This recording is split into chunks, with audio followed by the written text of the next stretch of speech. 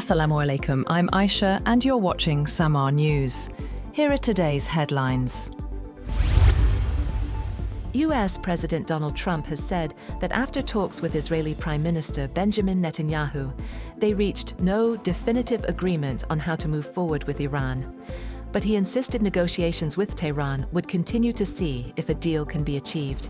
Netanyahu, who had been expected to press Trump to widen diplomacy with Iran beyond its nuclear program to include limits on its missile arsenal, stressed that Israel's security interests must be taken into account, but offered no sign that the president made the commitments he sought.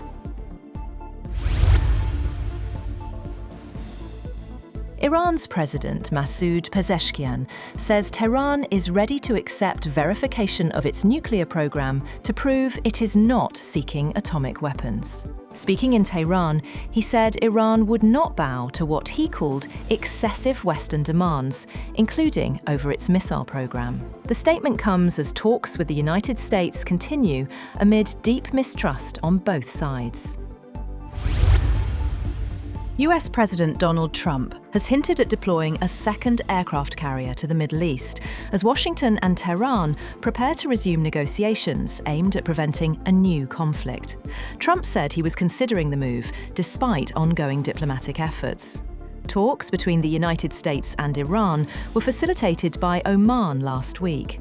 Iran's foreign ministry said the discussions helped gauge Washington's seriousness and showed enough common ground for diplomacy to continue. Bangladeshis have lined up outside polling stations as voting began in a landmark general election, the first since the 2024 overthrow of longtime Premier Sheikh Hasina in a Gen Z-driven uprising.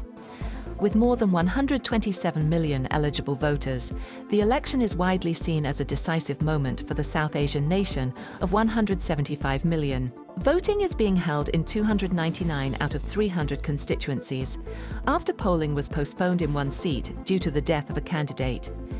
Direct elections are being conducted for 300 seats in Parliament, while 50 seats remain reserved for women. The suspect in a deadly school shooting in Western Canada has been identified as an 18-year-old woman with mental health issues who killed her mother and stepbrother before attacking her former school. But investigators do not offer a motive for one of the worst mass slaughters in Canadian history.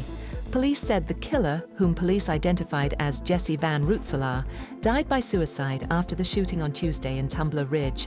Police revised the death toll down to 9, including Van Rootselaar, from the initially reported 10. Israeli Prime Minister Benjamin Netanyahu met US Secretary of State Marco Rubio in Washington ahead of his talks with President Donald Trump.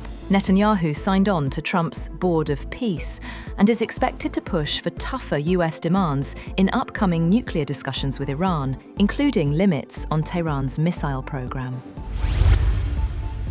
Poland and Italy have decided not to be part of President Trump's proposed Board of Peace, citing legal and political concerns. Polish Prime Minister Donald Tusk told a government meeting that the decision was made after taking into account certain national doubts regarding the shape of the board. Giving his reason for not joining, Italian Foreign Minister Antonio Tajani said there was an insurmountable constitutional barrier on Italy's side. However, both governments say they remain open to cooperation if the framework changes. That's all for now. For more updates, visit www.samaa.tv. Thank you for watching Samaa News.